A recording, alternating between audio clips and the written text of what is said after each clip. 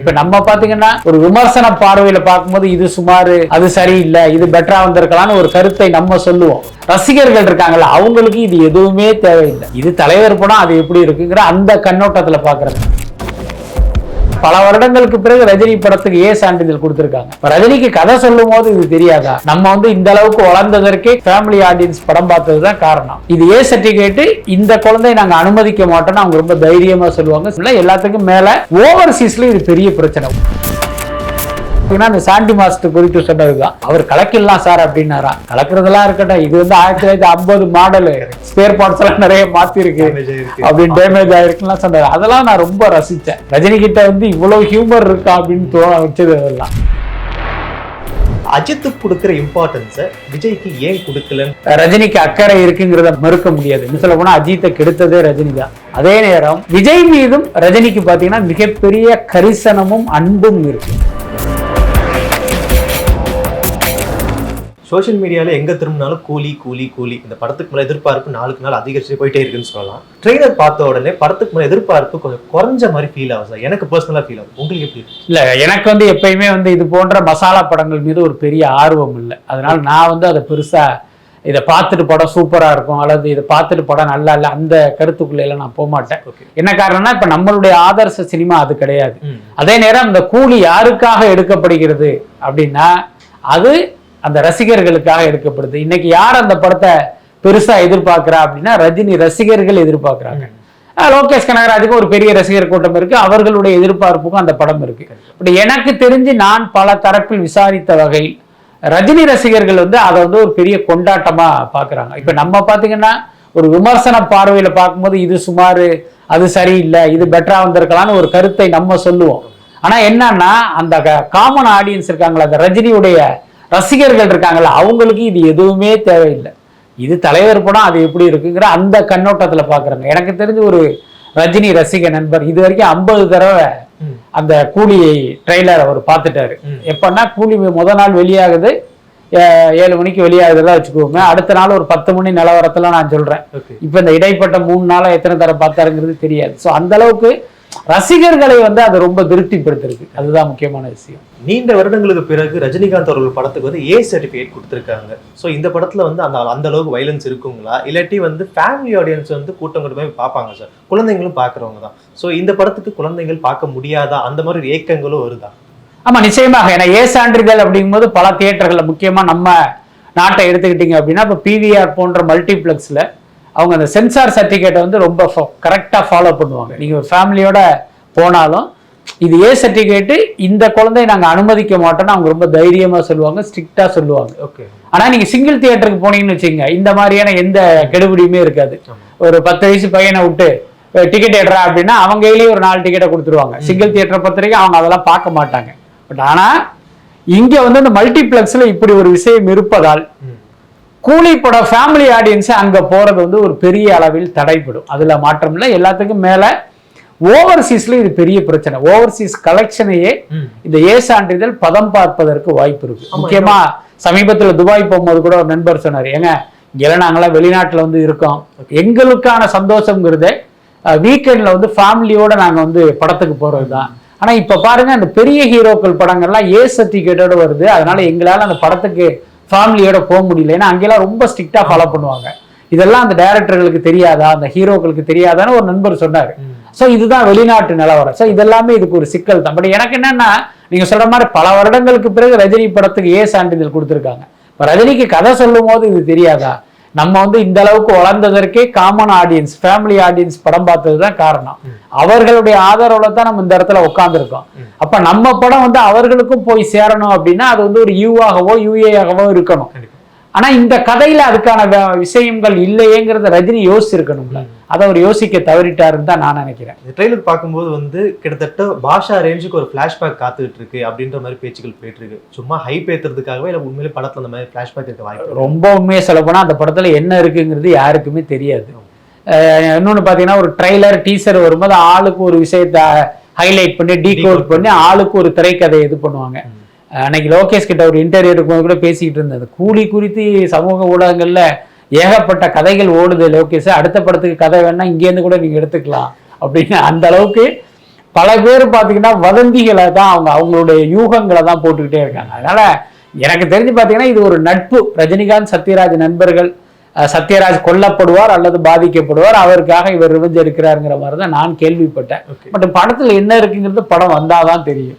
படத்துக்கு மேலே எந்த அளவுக்கு எதிர்பார்ப்பு இருக்குதோ, ஒரு ஆடியோ லான்ச்சில் ரஜினிகாந்த் அவர்கள் ஸ்பீச்சுக்குன்னு தனியான ஃபேன்ஸ் இருப்பாங்க. ஸோ இந்த ஸ்பீச்சில் நிறைய விஷயம் சொல்லியிருந்தாங்க. கிட்டத்தட்ட வந்து குசேலன் படத்தோட சீனை வந்து அப்படியே எடுத்து அவர் ரியல் லைஃப்லேயே வச்சிருக்காரு சார். என் நண்பன் வந்து அவரோட செயின் கொடுத்து தான் வந்து நான் வந்து சென்னைக்கே வந்தேன், சினிமாவில் நடிக்க ஆரம்பித்தேன், நண்பன் தான் காரணம் நான் இங்கே நிற்கிறதுக்கு அப்படின்ட்டு.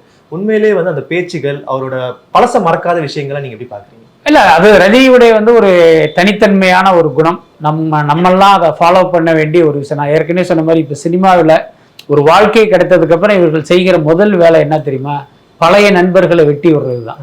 ஏன்னா அதுக்கு நான் நிறைய உதாரணங்களை நம்ம கண்ணாலேயே பார்த்துருக்கோம். ஒருவருக்கு பார்த்தீங்கன்னா ஒரு ஏக்கு வந்து ஒரு பி மூலமாக வாய்ப்பு கிடைச்சிருக்கும். அந்த ஏ வாய்ப்பு கிடைச்சதுக்கு அப்புறம் முதல்ல செய்யறது என்னன்னா அந்த பியை கட் பண்றது தான். என்ன இங்க என்னன்னு கேட்டீங்கன்னா 2 பேர் வாடா போடா நண்பர்களா இருப்பாங்க. இவர் திடீர்னு பார்த்தீங்கன்னா வாய்ப்பு கிடைச்சி ஒரு பெரிய ஹீரோவாவோ ஒரு பெரிய டைரக்டராவோ ஆயிடுவாரு. ஆனா இவர் வந்து அவருடைய ஃப்ரெண்டு தானே, அதே பழைய மாதிரி வாடா போடா வாப்போ அப்படின்னு பேசுறத அவர் விரும்ப மாட்டார். ஏன்னா இன்னைக்கு அவர் பெரிய ஆளா இந்த உலகம் பார்த்துக்கிட்டு இருக்கோம். அப்ப என்ன பண்ணுவாரு, இவன் என்னடா எப்ப பார்த்தாலும் வந்து வாப்போன்னு பேசிட்டு இருக்கானே, கட்டு இவனை நாளையிலேருந்து உள்ள விடாத அப்படிங்கிற ஆட்கள் தான் இங்க இருக்காங்க. ஸோ இப்படிப்பட்ட இந்த திரையுலகில் இன்னைக்கும் அவர் வந்து கண்டக்டராக வாழ்ந்த வாழ்க்கை, சென்னைக்கு வருவதற்கு யாரெல்லாம் காரணமாக இருந்தாங்க, யாரெல்லாம் உதவி பண்ணாங்கிறத நினைவு கூறுவதே ஒரு பெரிய விஷயம் தானே. எல்லாத்துக்கும் மேல ரஜினியுடைய பேச்சு வந்து ரொம்ப ஒரு யதார்த்தமா இருக்கும், எந்த உள்நோக்கமும் இருக்காது. அதுதான். ஆமா ஆமா, மற்றவங்க எல்லாம் பாத்தீங்கன்னா அப்படி ப்ரிப்பேர் பண்ணிட்டு ரிஹர்சல் பார்த்துட்டு வந்து பேசுவாங்க. இவரை பொறுத்த வரைக்கும் அந்த நிமிஷம் அவர் மனசுல இருந்து என்ன தோணுதோ அதை தான் பேசுவார். அப்படி மைக்கு நின்றுட்டு அப்படி பார்க்கும்போது முதல் வயசுல யாரை பத்தியெல்லாம் பேசணும், இங்க லோகேஷ் இருக்காரா, அப்ப லோகேஷ் பத்தி ஒரு மனசுல என்ன இருக்கோ அதை பேசுவார். அப்படி திரும்பி கலாநிதி மாறன் இருக்காரா, அவர் குறித்து மைண்ட்ல மனசுல என்ன இருக்கோ அதை அப்படி பேசுறாரு. அது ஒரு நல்ல பண்பு. பட் நான் ரொம்ப ரசிச்சது பாத்தீங்கன்னா இந்த சாண்டி மாஸ்டர் குறித்து சொன்னதுதான். அவர் கலக்கிடலாம் சார் அப்படின்னாரா.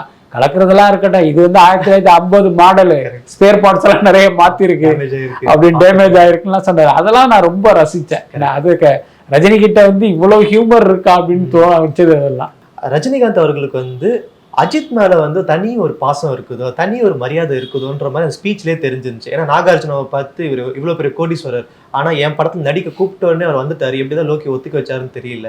அதே மாதிரி மங்காத்தா படத்தோட டைலாக் வந்து சொல்லிட்டு அஜித்தோட பேர் ரெஃபரன்ஸ் போட்டு, பட் அஜித்துக்கு கொடுக்குற இம்பார்ட்டன்ஸை விஜய்க்கு ஏன் கொடுக்கலன்ற மாதிரி மீம்ஸ் லைஃப் வரைக்கும் போயிட்டு இருக்கு. என்ன காரணம்? இல்லை, அப்படியெல்லாம் சொல்ல முடியாது. அஜித் மீது ரஜினிக்கு அக்கறை இருக்குங்கிறத மறுக்க முடியாது. இன்னும் சொல்ல போனா அஜித்தை கெடுத்ததே ரஜினி தான். அது ஒரு முக்கியமான விஷயம். ஆரம்ப காலத்துல எல்லாம் அஜித் வந்து ஒரு மீடியா ஃப்ரெண்ட்லி நடிகரா இருந்தாரு. நம்ம கிட்ட எல்லாம் பாத்தீங்கன்னா அவ்வளவு அன்போடும் மரியாதையோடும் அவ்வளவு க்ளோஸா இருந்தவர் தான் அஜித். இன்னைக்கு மீடியாவை விட்டு தாண்டி ஒரு சந்திர கிரகணத்துல வசிக்கிற மாதிரி தனித்து போனதற்கு ரஜினி தான் காரணம். அவர் தான் கூப்பிட்டு இவங்கெல்லாம் டேஞ்சரான ஆட்கள்ப்பா, இவங்க கிட்ட நீ ரொம்ப ஃப்ரெண்ட்லியா ரொம்ப நெருங்காத, உன் வாயை பிடிக்கும் உன்னை காலி பண்ணிடுவானுங்க, அவனுங்களை தள்ளியே வை அப்படிங்கிற ஒரு அரிய ஆலோசனையை சொல்லி மீடியாக்களிடமிருந்து அஜித்தை பிரித்ததே ரஜினி தான். நான் இதை விளையாட்டா சொன்னாலும் இந்த அட்வைஸுக்கு பின்னால் அஜித் மீதான ஒரு அக்கறையும் இருக்கு, அதை நம்ம மறுக்க முடியாது. ஏன்னா அந்த காலத்துல அஜித் வந்து பயங்கரமான லூஸ் டாக் பார்ட்டியா இருந்தாரு. நீங்க நேரா போய் ஒரு டைம் என்னன்னு கேட்டா டைம் சொல்றதுக்கு முன்னால ஒரு 5 நிமிஷம் விஜய் திட்டிட்டு தான் டைமே சொல்லுவாரு. ஸோ அந்த அளவுக்கு பாத்தீங்கன்னா பயங்கர லூஸ் டாக். நம்ம அது மாதிரி ஒரு இன்டர்வியூ எடுக்க போறோம்னு வச்சுங்களேன், ஒரு இன்டர்வியூக்காக 1/2 மணி நேரம் பேசினாலும் ஆஃப் த ரெக்கார்டா 1 மணி நேரம் பேசுவார். அந்த 1 மணி நேரத்துல பாத்தீங்கன்னா 56 நிமிஷம் விஜய் பத்தியே பேசுவார். ஸோ அப்படி ஒரு கேரக்டரா இருந்தார் அஜித். அதனாலே பல பேர் வந்து அஜித்தை இன்டர்வியூ எடுக்க போறதுனால அப்படி லேசா என்னையா போனா இருந்தாலும் அறுப்பாரியா, விஜயை பத்தி திட்டுவாரியான்லாம் நிறைய பத்திரிகையாளர்கள் சொல்லுவாங்க. அப்படி இருந்த அஜித்தை இவர் தான் வந்து இப்படி ஒரு அட்வைஸை கொடுத்து கொஞ்சம் பக்குவப்படுத்தி வேற ஒரு ஆளா மாத்துனது வந்து ரஜினி தான். அப்ப அதுக்கு காரணம் அஜித் மீதான அந்த அக்கறை தானே. அக்கறை இல்லாம நீங்க ஒருத்தனுக்கு அட்வைஸ் பண்ண முடியாது. இல்ல ரோட்ல போற ஒருத்தருக்கு தம்பி இங்க வா அப்படின்னு கூட்டு அட்வைஸ் கொடுத்தா போயான்ட்டு போயிடுவான். அப்ப நாம் யாரை விரும்புகிறோமோ, யார் மீது நமக்கு அக்கறை இருக்கோ அவருக்கு அட்வைஸ் பண்றதுதான் சரியா இருக்கும். அதைத்தான் அவர் பண்ணாரு. அதே நேரம் விஜய் மீதும் ரஜினிக்கு பாத்தீங்கன்னா மிகப்பெரிய கரிசனமும் அன்பும் இருக்கு. அதுதான் முக்கியமான விஷயம். நிறைய பேருக்கு தெரியாது. சமீபத்துல கூட யார்ட்டையோ சொல்லிட்டு இருந்தேன். அதாவது பாத்தீங்கன்னா ரஜினிகாந்த் வந்து அரசியல் கட்சி தொடங்கணும்னு ஆசைப்பட்டாரு, ஆனா அது நடக்கல. ஆனா விஜய் வந்து டப்புன்னு கட்சியை தொடங்கிட்டாரு. அப்ப அரசியல் கட்சி தொடங்கணும்னா இந்தந்த விஷயங்கள்லாம் செய்யணும் அப்படின்னு வந்து ஒரு விஷயம் இருக்கு. அது ரஜினிக்கு தெரியும். அப்ப ரஜினி என்ன பண்ணிருக்காரு, இதெல்லாம் விஜய் செஞ்சாரா, இதெல்லாம் செய்யலைன்னா அவருக்கு அரசியலில் வந்து பேக் ஃபயர் ஆயிடுமே அப்படிங்கிற ஒரு கவலை ஏற்பட்டு விஜயோடு நெருக்கமாக இருக்கிற ஒரு இயக்குனர், அவர் ரஜினிக்கு நெருக்கமானவர், அதே மாதிரி விஜய்க்கு நெருக்கமாக இருக்கிற ஒரு ப்ரொடக்ஷன் கம்பெனியை சேர்ந்த ஒரு சிஇஓன்னு வச்சுங்களேன், அவர் வந்து இவருக்கும் நெருக்கமா இருக்காரு. இவர் என்னன்னா இந்த 2 பேர்கிட்டையுமே இந்த விஷயத்த சொல்லி நான் சொன்னேன்னு விஜய் கிட்ட போய் சொல்லுங்க அப்படின்னு சொல்லி அனுப்பிச்சிருக்காரு. இப்ப இது பாத்தீங்கன்னா விஜயை காலி பண்ணணும்னா வந்தது இல்ல, விஜய் அரசியல்ல ஜெயிக்கணும், அவருடைய லட்சியம் நிறைவேறணுங்கிற அக்கறையில வந்தது தானே. அதனால ரஜினியை பொறுத்த வரைக்கும் பாத்தீங்கன்னா விஜய், அஜித் 2 பேருமே அவருக்கு சமமானவர்கள் அப்படின்னு தான் நான் நினைக்கிறேன். நம்ம நேயர்களுக்காக நிறைய சொன்னீங்க சார். ரொம்ப நன்றி.